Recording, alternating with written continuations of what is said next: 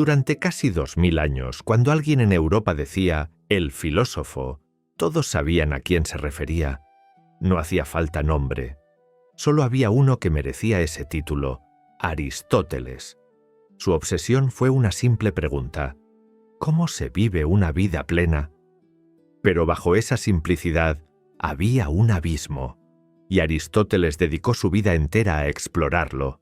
No encontró una respuesta definitiva, pero enseñó algo más valioso: que buscar con honestidad importa más que tener razón.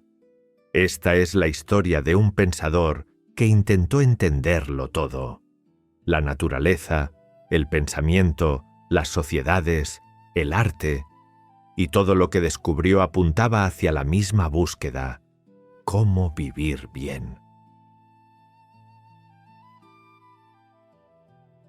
En el año 384 a.C., en una pequeña ciudad del norte de la antigua Grecia, nació un niño que marcaría el pensamiento griego.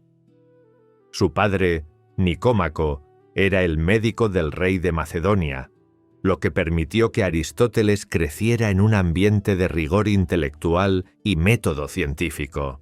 Cuando tenía 10 años, murió su padre, y la casa, antes llena de conversaciones sobre anatomía y remedios, quedó en silencio. El joven se refugió en lo único que le quedaba de él: libros, notas médicas y diagramas del cuerpo humano.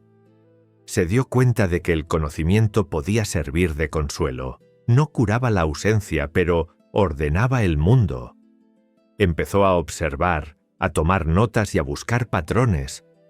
Sin darse cuenta, se inició como investigador. A los 17 años viajó a Atenas para estudiar en la Academia de Platón, uno de los grandes centros intelectuales donde se formaban los alumnos más destacados del mundo griego. Aristóteles permaneció allí 20 años. Estudió con Platón, debatió con los mejores y forjó su propia voz. Pero algo fundamental estaba gestándose en su interior. Con el tiempo, empezó a discrepar en un punto esencial de la doctrina platónica. Platón enseñaba que este mundo físico es una copia imperfecta, que el verdadero ser existe en un reino invisible de formas eternas y que para conocerlo hay que apartarse de lo material y contemplar con la mente pura. Aristóteles observaba el mundo a su alrededor y no podía aceptar esto. Veía la riqueza infinita de la naturaleza, la complejidad de los seres vivos, la belleza tangible de las cosas reales. Para él, el conocimiento no estaba en algún reino místico de ideas.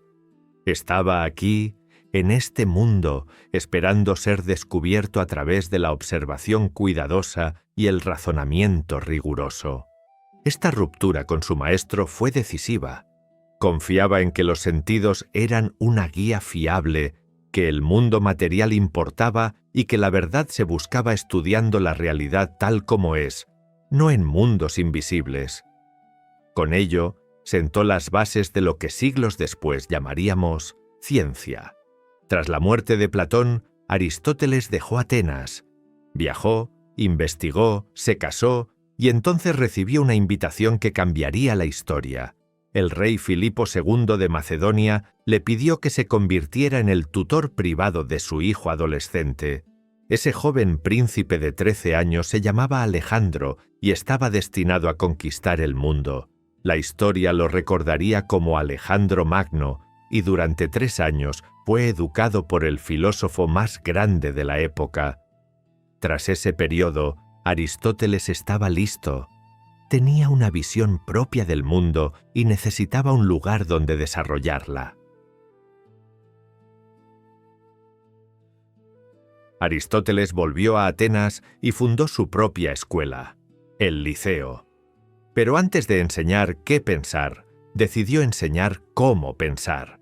Hasta entonces, todos argumentaban, debatían e intentaban convencerse mutuamente de sus ideas. Pero no había reglas claras para identificar cuándo un argumento era sólido. Eso cambió para siempre cuando inventó la lógica formal. Su creación más famosa fue el silogismo, que desarrolló en su obra Primeros Analíticos, una herramienta de una elegancia casi musical. Funciona así: dos premisas que conducen a una conclusión. El ejemplo clásico es simple: todos los humanos son mortales. Sócrates es humano, por lo tanto, Sócrates es mortal. La belleza del silogismo reside en su inevitabilidad. Si las premisas son verdaderas, la conclusión debe ser verdadera. No hay escape. Lo que hacía cambiaba todo. Reveló algo extraordinario. El pensamiento correcto tiene arquitectura. Hay patrones en el razonamiento humano, estructuras que trascienden idiomas y culturas. La verdad tiene una forma, y podemos aprender a reconocerla. Durante siglos, su lógica dominó el pensamiento occidental. Generaciones completas aprendieron a pensar con sus reglas, desde la Edad Media hasta el Renacimiento. Hoy tenemos sistemas más complejos, pero los cimientos que puso siguen ahí. Al detectar una contradicción o al desenmascarar un argumento falso, honramos un gesto antiguo: la confianza en la razón. Con cada paso de ese razonamiento, usamos las herramientas que Aristóteles forjó hace milenios. Nos dejó algo precioso: distinguir lo verdadero de lo falso y encontrar claridad donde había confusión. Pensar ordena por dentro, mirar ordena por fuera. Por eso Aristóteles salió a observar. Aristóteles no solo enseñó a pensar correctamente, quiso usar ese pensamiento para entender el mundo que habitamos, y tomó una decisión radical para su época: salir a mirar. Los filósofos griegos solían quedarse sentados, especulando sobre cómo debían ser las cosas.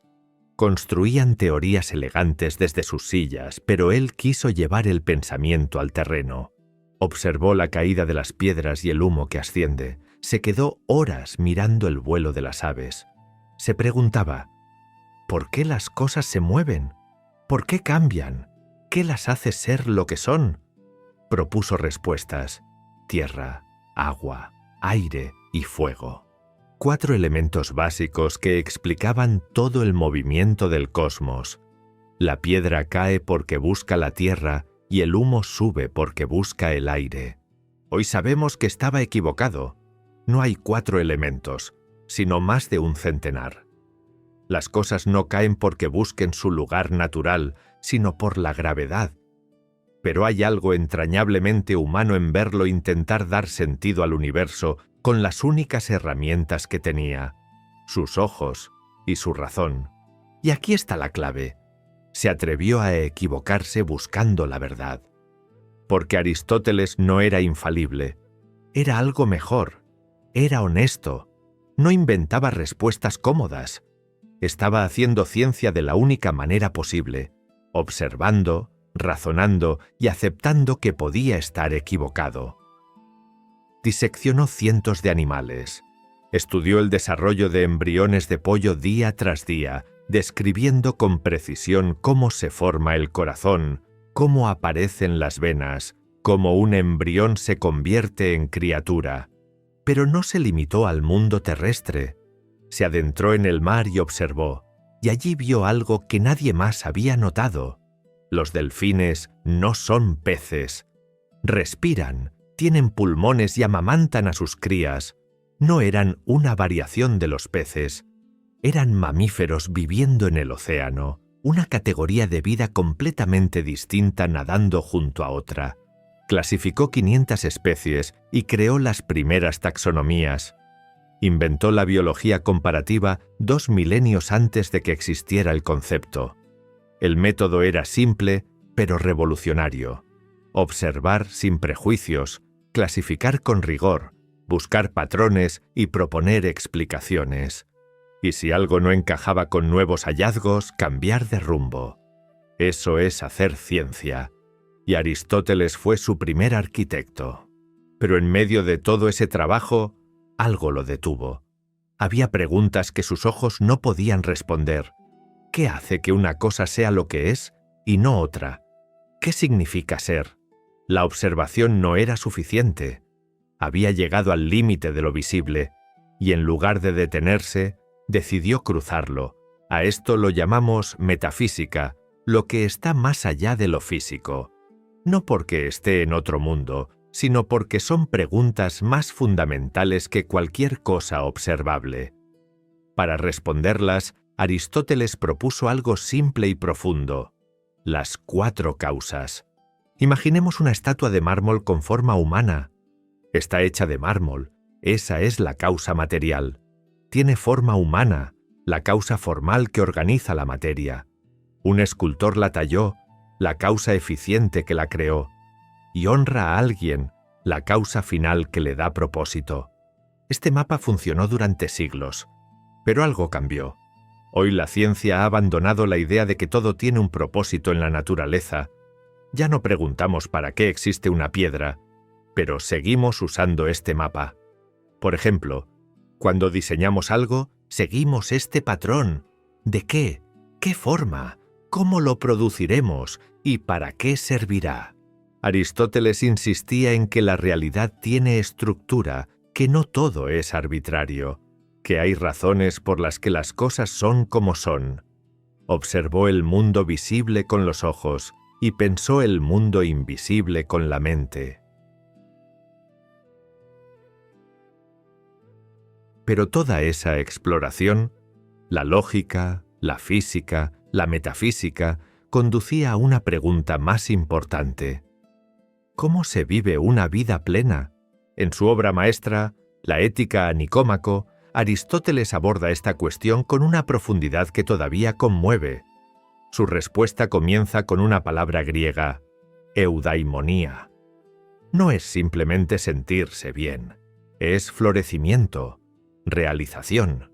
Es vivir siendo la mejor versión de uno mismo, y no por un día, sino como modo de vida. Él intuía que la felicidad no es algo que nos sucede, no es un premio que recibimos ni un accidente afortunado, es algo que hacemos, que construimos día a día con nuestras elecciones y acciones. Aristóteles observa que los seres humanos tenemos algo único, la razón. Es nuestra característica definitoria, lo que nos separa del resto de los animales. Por lo tanto, vivir bien significa vivir usando nuestra razón de la mejor manera posible. Y la mejor manera de usar nuestra razón es desarrollando virtudes, excelencias del carácter que nos permiten responder sabiamente a las situaciones de la vida. Pero las virtudes tienen una geometría particular. No son extremos, sino puntos medios. El valor no es la ausencia de miedo, eso sería temeridad insensata. Tampoco es temblar ante cualquier peligro, eso sería cobardía. El valor es el punto medio justo, sentir el miedo apropiado y actuar correctamente a pesar de él. La confianza en uno mismo se encuentra entre la arrogancia y la inseguridad paralizante. La honestidad navega entre la crueldad brutal y la mentira cobarde. Esta doctrina del punto medio es de una sabiduría práctica extraordinaria. Nos dice que la excelencia raramente está en los extremos, sino en el equilibrio sutil entre ellos. Y hay algo más, algo hermoso y liberador. Las virtudes no son talentos innatos que algunos poseen y otros no. Son hábitos, capacidades que desarrollamos con la práctica. Nos volvemos valientes actuando valientemente, incluso cuando nos cuesta. La generosidad se construye practicándose, incluso cuando preferimos guardar. La justicia se aprende siendo justos, incluso cuando es inconveniente. Es como aprender a tocar un instrumento. Al principio cada nota requiere esfuerzo consciente y deliberado, pero con la práctica, los dedos encuentran su lugar naturalmente. La música fluye. Así es con las virtudes. Practicamos hasta que la excelencia se convierte en segunda naturaleza. Aristóteles también entendía que no podemos ser felices completamente solos. Somos animales sociales. Necesitamos amor, amistad, comunidad. Necesitamos sentir que formamos parte de algo más grande que nosotros mismos. La vida plena no es solitaria, se vive en conexión profunda con otros seres humanos. Si los seres humanos somos sociales por naturaleza, entonces no basta con preguntarse cómo debe vivir un individuo. Debemos preguntarnos cómo podemos florecer juntos. Para Aristóteles, la ética y la política eran inseparables. Y aquí hizo algo que nadie había hecho antes con tal rigor. Salió a estudiar cómo funcionaban realmente las sociedades. Con su característica obsesión por la observación, Aristóteles y sus estudiantes recopilaron y analizaron las constituciones de 158 ciudades-estado griegas, 158 formas distintas de organizarse, 158 experimentos políticos en vivo. ¿Por qué esta obsesión? Porque había presenciado el colapso, democracias que se autodestruyen, tiranos que emergen del caos, revoluciones, exilios, purgas, guerras civiles, y quería entender por qué algunas comunidades prosperan y otras se desgarran. Identificó 3 formas básicas de gobierno legítimo: monarquía, aristocracia y república. Uno gobierna, pocos gobiernan o muchos gobiernan, pero todas buscan el bien común. Pero también identificó sus perversiones: tiranía, cuando quien gobierna busca solo su propio beneficio; oligarquía, cuando los ricos gobiernan solo para sí mismos; y demagogia, cuando líderes manipulan a las masas apelando a sus pasiones más bajas, no a su razón. Lo crucial para Aristóteles no era tanto la forma del gobierno, sino su objetivo. Un gobierno es bueno cuando busca genuinamente el bien de todos los ciudadanos. Es corrupto cuando quienes gobiernan persiguen solo su propio interés. Esta distinción, simple pero profunda, sigue siendo el criterio más importante para juzgar cualquier sistema político. Pero hay algo más, algo que Aristóteles vio una y otra vez en su estudio: un patrón que le heló la sangre. Cuando la riqueza se concentra demasiado, cuando unos pocos tienen todo y la mayoría casi nada, la sociedad se vuelve inestable. Los desesperados no tienen nada que perder. Los ricos temen perderlo todo, y en ese miedo mutuo, la convivencia se rompe. Las instituciones se debilitan. La violencia se vuelve inevitable. Por eso, insistía en la importancia de una clase media fuerte. No era una preferencia estética o un cálculo económico, era supervivencia política. Observó que las sociedades más estables son aquellas donde la mayoría de las personas tienen lo suficiente. No tampoco que vivan desesperadas, ni tanto que pierdan contacto con la realidad de sus conciudadanos. Y había algo más que Aristóteles defendía con fervor: el imperio de la ley. Los gobernantes no deberían actuar según sus caprichos personales, sino según leyes establecidas que aplican a todos por igual. La ley debe estar por encima de cualquier individuo, no importa cuán poderoso sea, porque cuando el poder es caprichoso, cuando las reglas cambian según la conveniencia del que manda, nadie está seguro. Y sin seguridad no hay confianza, y sin confianza no hay comunidad. El poder necesita límites, y esos límites los proporciona un sistema legal justo. Aristóteles también desconfiaba de los extremos políticos tanto como de los extremos éticos. Su sistema ideal era una mezcla equilibrada: una república constitucional con clase media amplia, imperio de la ley y rotación en el poder. Nada de utopías perfectas, solo equilibrios prácticos que funcionen. Es cierto que Aristóteles era hijo de su tiempo. Defendía la esclavitud y consideraba que las mujeres eran inferiores. Estos errores nos recuerdan que incluso los pensadores más brillantes están limitados por los prejuicios de su época. Podemos honrar sus aciertos sin cerrar los ojos ante sus fracasos morales. Pero lo que vio sobre el colapso de las sociedades, sobre la importancia de la distribución de la riqueza, sobre el peligro de la demagogia, sobre la necesidad de leyes que limiten el poder, eso sigue siendo verdad. Porque las sociedades humanas siguen siendo frágiles y las causas de su destrucción siguen siendo las mismas. Aristóteles no dedicó su vida solo a la ciencia y la filosofía. También volvió su atención a algo que podría parecer menos importante: el arte de contar historias. Pero para él, el arte no era decoración ni entretenimiento superficial. Era una forma de conocimiento. Su obra poética analizaba específicamente la tragedia griega. Y lo que descubrió allí sigue siendo la base de cómo contamos historias hoy, 24 siglos después. Pero, ¿por qué le importaban tanto las tragedias? Porque las tragedias hacen algo único. Nos muestran a personas buenas, personas como nosotros, cayendo en la desgracia. Y lo crucial, no caen porque sean malvadas, caen porque tienen un defecto comprensible, un error de juicio, una debilidad humana que cualquiera de nosotros podría tener.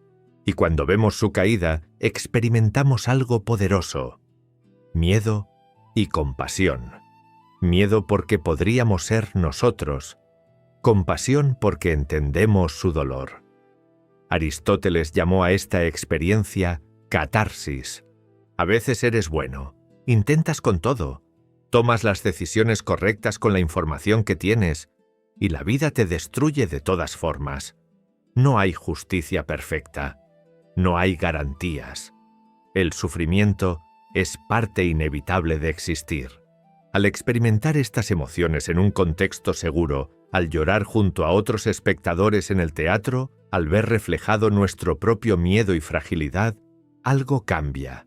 Salimos renovados, con una comprensión más clara de nuestra humanidad compartida, menos solos con nuestro dolor. Las historias no son escape, son compañía en el desconcierto.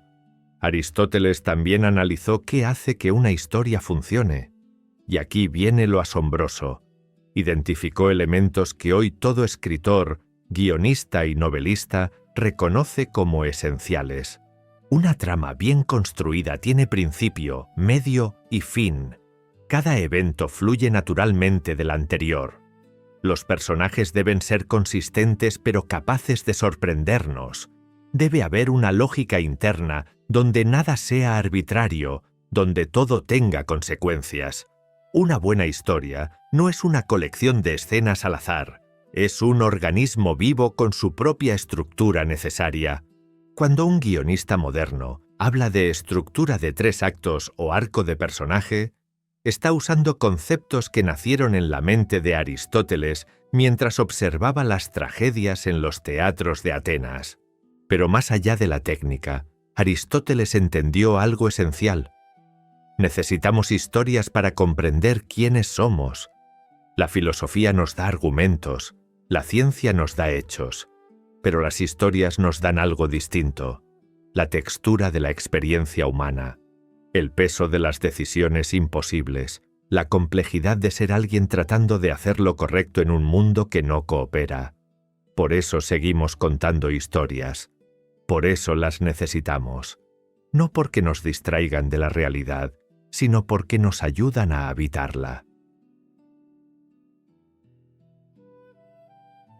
Aristóteles murió en el año 322 a.C., a los 62 años. Dejó este mundo habiendo escrito una cantidad asombrosa de obras sobre prácticamente todos los temas imaginables. Había intentado comprenderlo todo.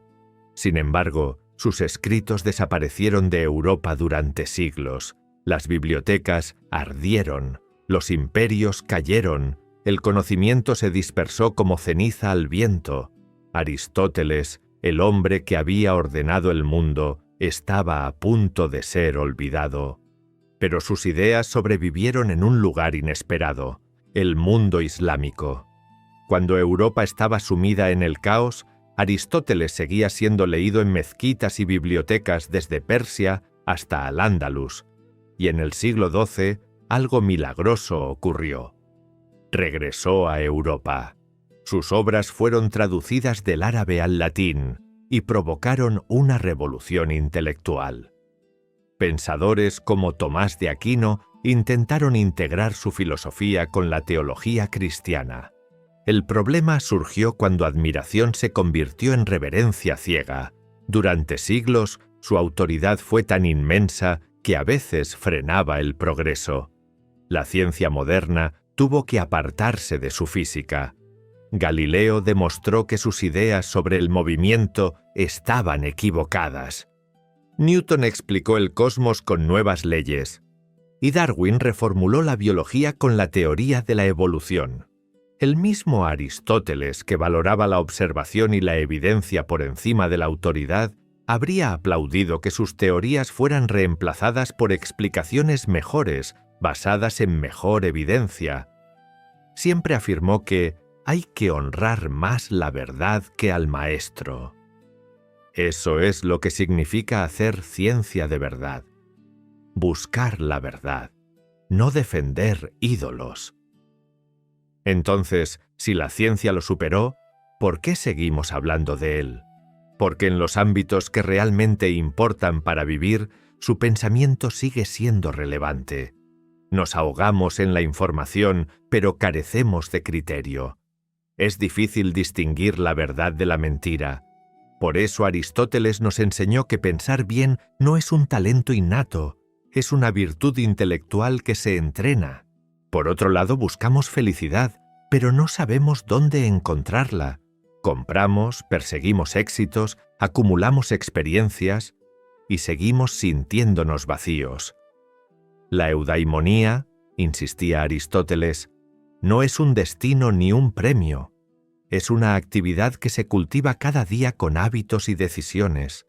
Pero no solo estamos perdidos individualmente, colectivamente también. Nuestras sociedades están polarizadas. Los extremos gritan más fuerte que la razón. Todo es blanco o negro, pero la virtud está en el término medio. Las mejores soluciones evitan los extremos y buscan el bien común. Por eso seguimos leyendo a Aristóteles. No porque tuviera todas las respuestas, sino porque hizo las preguntas correctas. Hace 24 siglos, un niño de 10 años perdió a su padre. Se refugió en los libros de medicina que dejó y descubrió algo. El conocimiento no cura el dolor, pero da dignidad al sufrimiento. Ese niño creció y dedicó su vida a una tarea imposible: ordenar toda la realidad. Pero no lo consiguió. La realidad es demasiado vasta, demasiado indómita para que un solo hombre la capture. Pero ese fracaso fue el más fértil de la historia, porque lo importante nunca fue llegar. Fue mostrar que vale la pena caminar, que hay sentido en buscar, aunque la búsqueda no termine nunca. No necesitamos explicar el universo para vivir bien. Solo necesitamos seguir haciendo las preguntas correctas, observar con honestidad y elegir con cuidado. La vida humana no es un problema que resolver, es una práctica que sostener. Aristóteles nunca encontró lo que buscaba, pero nos enseñó que buscar es la única respuesta que necesitamos.